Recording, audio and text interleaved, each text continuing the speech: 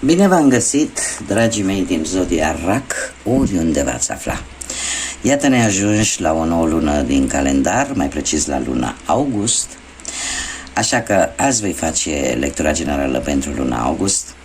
Dar înainte de a începe trebuie să mulțumesc tuturor celor care au lăsat un comentariu, care au dat like, care s-au abonat. Bine ați venit celor care sunteți noi în această comunitate frumoasă a florilor de lotus.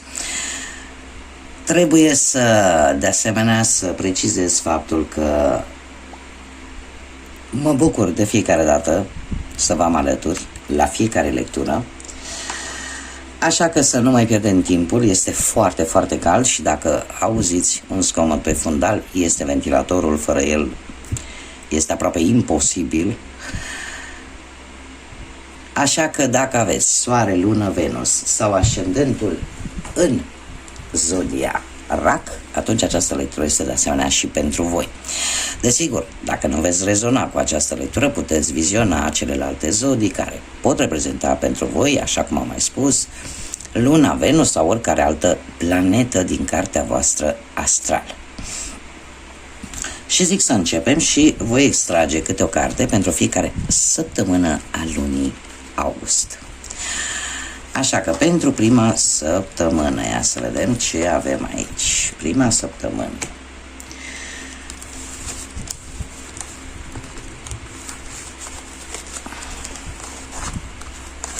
A doua săptămână.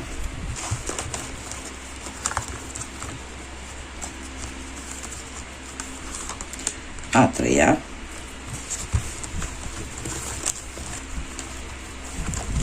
Și a patra. Bun. Haideți să vedem. Prima săptămână. Legătură. Se pare că în prima săptămână va trebui să căutați mai multă informație care te va putea ajuta. Nu știu, poate să fie vorba despre o situație legată, nu știu, de locul de muncă sau de anumite documente sau poate chiar de relație. Cert este că trebuie să cauți o informație care te va putea ajuta într-o anumită situație. În cea de-a doua săptămână, cred că e bastonul și îmi spune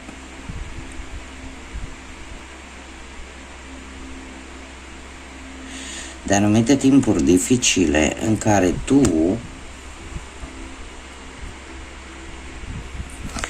aș zice că te vei ocupa de ceva personal posibil sau vei avea grijă de cineva posibil în anumite momente dificile.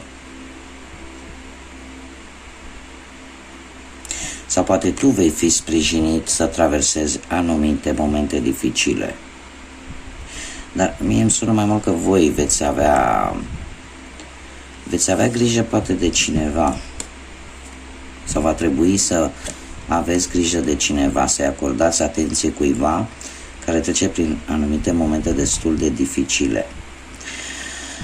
În a treia săptămână avem cutia care ne vorbește despre un cadou.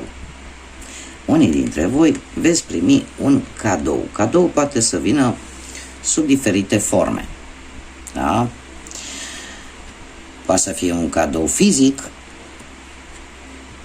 sau poate să fie un cadou spiritual, un cadou sentimental. Cert este că veți primi un cadou. În ultima săptămână din august avem berbecul, care ne vorbește de o persoană destul de încăpățânată și aș zice eu un pic agresivă. Poate sau nu să fie din zodia berbec, dar cert este că vă veți confrunta cu cineva destul de încăpățânat și un pic agresiv. Poate să fie agresiv verbal sau nu, dar cu care voi veți avea o interacțiune. Haideți să vedem ce ne spune și acest oracol al cavalerilor de dragoni. Un mesaj pentru Zodia Rac, te rog.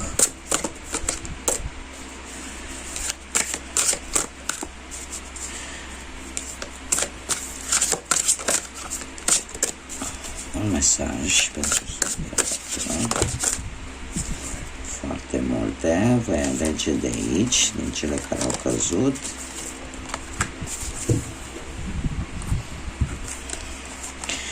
Și avem pe Metatron, foarte interesant, Arhanghelul Metatron, și Estania. Și numărul 6, care mi-a străit în loc. De ce? Pentru că este un număr foarte controversat. Poate să fie un număr să reprezinte distrugerea, dar în același timp să reprezinte armonia. Cumva, posibil în această lună să apară acea necesitate de a distruge ceva ce nu-ți mai folosește pentru a construi ceva nou. Și avea acea necesitate de a avea un echilibru. Ce ne spune acest mesaj? Că trebuie să fii sincer și fără frică. Vei avea un punct în care se pare că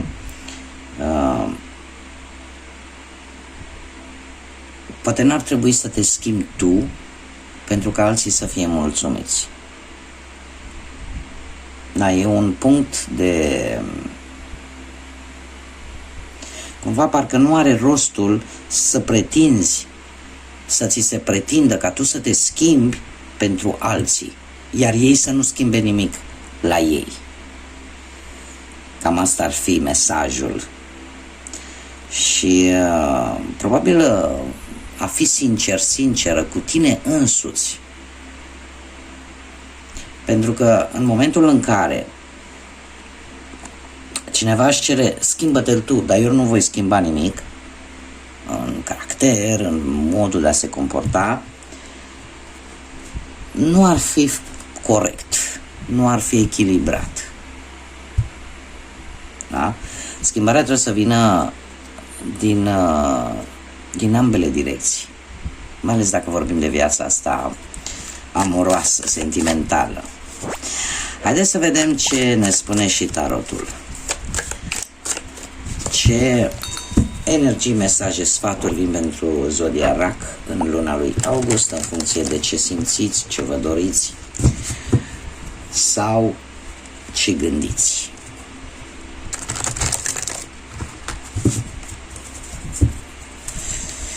Am întârziat destul cu lecturile pentru că efectiv ne topim în casă. Ne topim în casă și statul și cu aceste lumini, credeți-mă că nu este ușor deloc. Bun, haideți să vedem ce avem pentru voi, dragilor.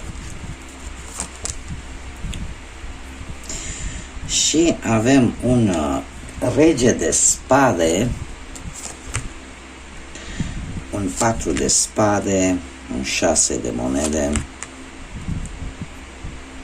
un paj de bâte și un 7 de bâte. Dragilor, din ce văd eu aici, în afară de faptul că se repetă acest 6, cum bine l-am văzut și aici, acea necesitate, acea nevoie de echilibru, acea idee de a scăpa de ceva vechi, de a distruge ceva vechi care nu-ți mai face niciun bine pentru a putea construi ceva nou, îmi apare și în cărțile de tarot.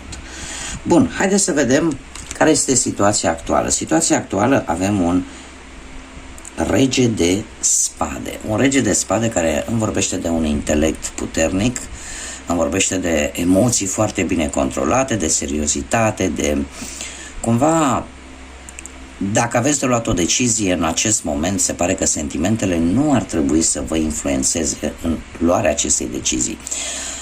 Cumva, chiar dacă nu vei fi foarte plăcută de către ceilalți, decizia ta trebuie să se bazeze foarte mult pe logică și pe rațiune. Și cumva să nu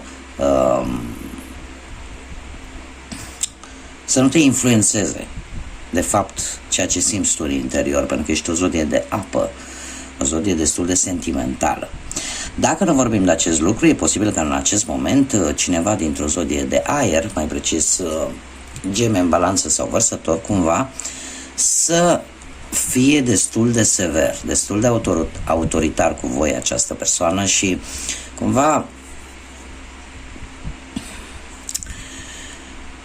te deranjează acest lucru. Posibil să fie la locul de muncă, să fie vreun șef, vreun coleg sau cineva care în general nu pune preț pe problemele tale personale. Dacă poate unii dintre voi în acest moment vreți să schimbați jobul, ar trebui să cereți o altă opinie cuiva care nu este implicat în acel loc de muncă unde voi vă aflați în acest moment. Dar indiferent despre ce vorbim, cumva se cere acea gândire pragmatică, acea gândire rațională, logică, da? Dacă vorbim de dragoste, atunci se pare că o persoană destul de autoritară, destul de fermă, dură, să încerce cumva să domine mai mult în relație. Puteți fi voi, desigur, sau poate fi cineva dintr-o zodie de aer, nu neapărat, dar poate fi cineva dintr-o zodie de aer, Gemeni, Balanță sau Vărsător, care să încerce cumva să domine mai mult pe celălalt. Cum de asemenea, dacă vorbim de cei singuri, cumva posibil să fie apărut în viața voastră de curând cineva foarte intelectual, foarte ferm, sau dacă vorbim poate de cineva feminin, să aibă așa niște caracteristici destul de masculine, destul de o alură așa luptătoare și care își va arăta cu greu sentimentele în fața voastră. Mergem mai departe, pe partea profesională. În luna august avem un 4 de spade. Un 4 de spade care ne vorbește de foarte multă muncă și de necesitatea de a vă lua o mică vacanță. Acea necesitate de a te odihni. Pentru alții ne poate vorbi poate de foarte multă răbdare la locul de muncă și să încercați să nu forțați lucrurile dacă nu știu, se observă ceva în neregulă acolo, dar trebuie să aveți un pic de răbdare. Dar în general această carte ne vorbește de acea necesitate de a te odihni sau de a te recupera posibil și a vedea dacă cumva ești pe drumul cel bun sau nu din punct de vedere profesional. Da? Pe partea asta a banilor, pe partea banilor avem un 6 de monede. Un 6 de monede care ne vorbește de o situație, aș zice, o karmică. De ce? Eu aș compara, nu, e adevărat, nu la aceeași intensitate, aș compara această carte, acest 6 de monede cu arcanul major, roata norocului. De ce? Pentru că dacă nu ai avut, din punct de vedere financiar, până acum, dacă ai dus lipsă de bănuți, se pare că lucrurile se vor schimba în luna lui august. Da? Înspre bine. Este, cum să zic eu, poate pentru unii dintre voi, dacă aveți deja o situație financiară destul de bună, se pare că în această lună august apare șansa de a ajuta pe cineva. Cum de asemenea, poate unii dintre voi sunteți vreți să cereți poate un credit la bancă. Iar se pare că e un bun moment de a cere acest credit. Cumva banii vin, dar nu din noroc, ci din ce tu ai muncit. Sau, aș zice, îndrăznesc să spun, vin karmic. În ce sens? Poate voi, la rândul vostru, de-a lungul vieții, ați ajutat pe cineva și acum cumva vi se întoarce această energie darnică. Dar și aici avem două variante. De ce? Pentru că în momentul în care probabil ați făcut acest lucru, dacă l-ați făcut total dezinteresat și fără așteptări, atunci fiți sigur că veți primi înapoi un ajutor poate neașteptat. Și în cazul nostru un ajutor în bani, un ajutor financiar. Dar dacă l-ați făcut în ideea de lasă că l-ajut pe Cutărică, îi dau un împrumut că știu eu că mai târziu o să-mi dea și el, adică ați avut așteptări, atunci e un pic cu semnul întrebării. Nu știu dacă chiar veți obține de la acea persoană în mod special acest ajutor bănesc. Cum de asemenea Pentru unii dintre voi e posibil ca banii să vină și dintr-un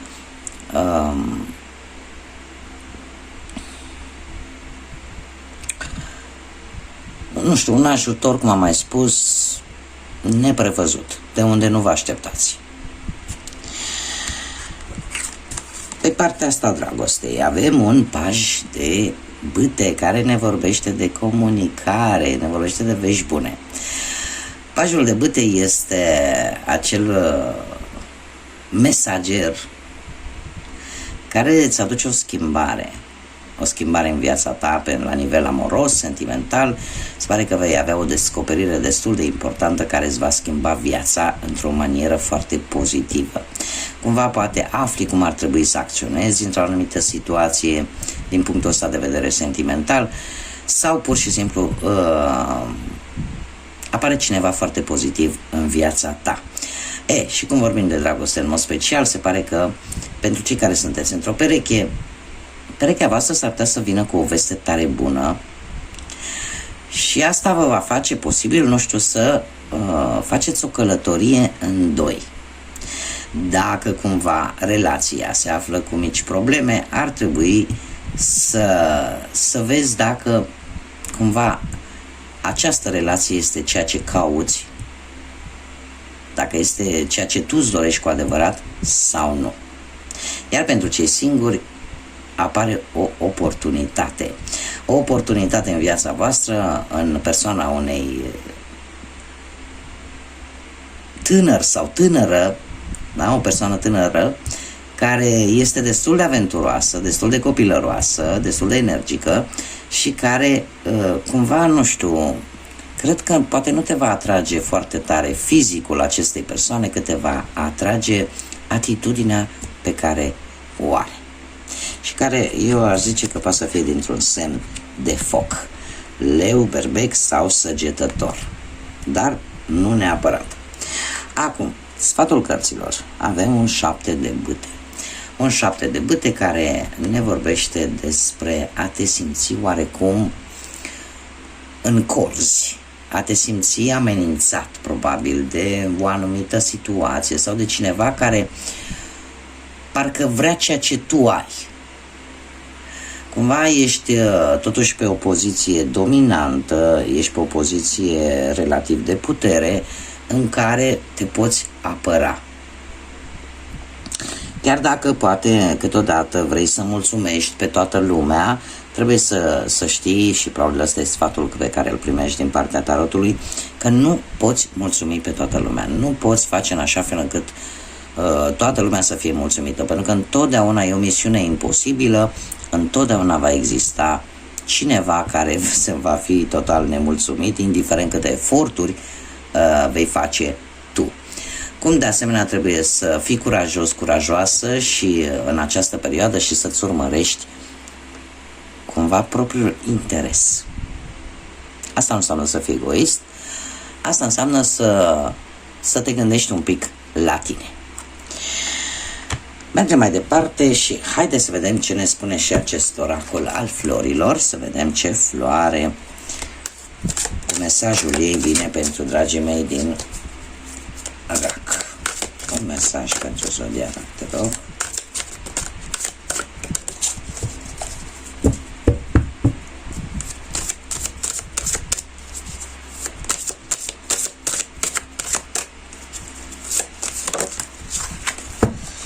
Haideți să vedem ce mesaj am pentru voi. Și avem orhidea.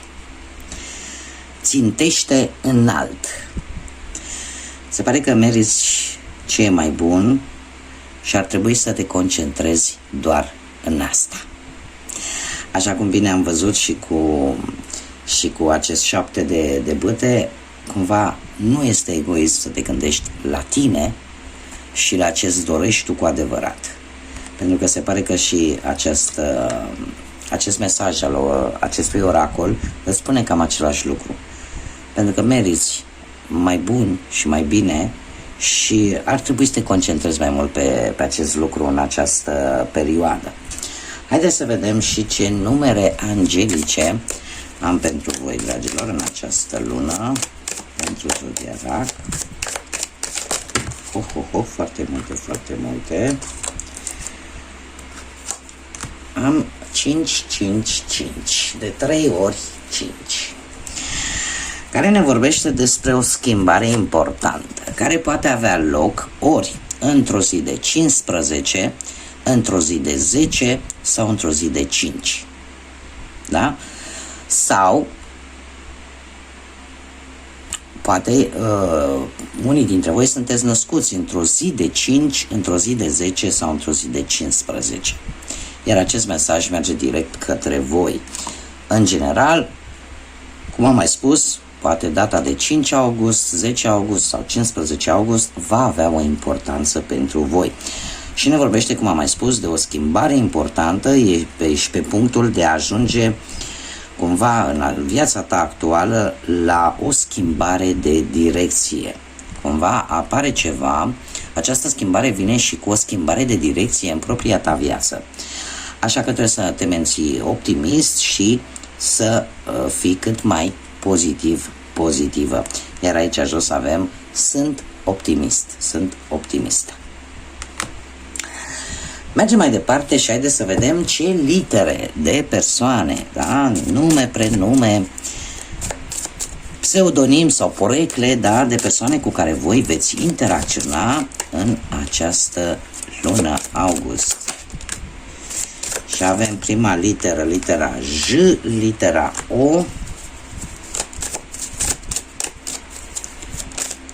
S-a întors, stați așa, că avem aici una care s-a întors, litera I. Ia să vedem ce mai avem.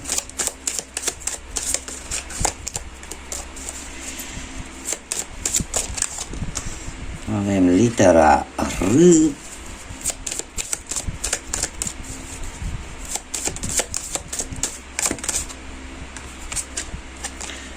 Litera U.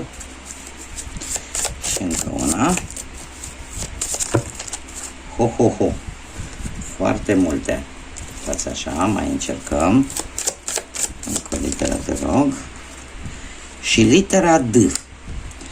Da? Litere de inițiale de nume, prenume, porecle sau pseudonim de persoane cu care voi puteți interacționa în această lună august. Bun, dragilor, aceasta a fost lectura pentru voi. Eu vă doresc totuși o lună cât mai liniștită, cât mai plină de vești bune și de multă energie pozitivă. Iar până data viitoare, când ne vom revedea, să fiți iubiți, dragilor!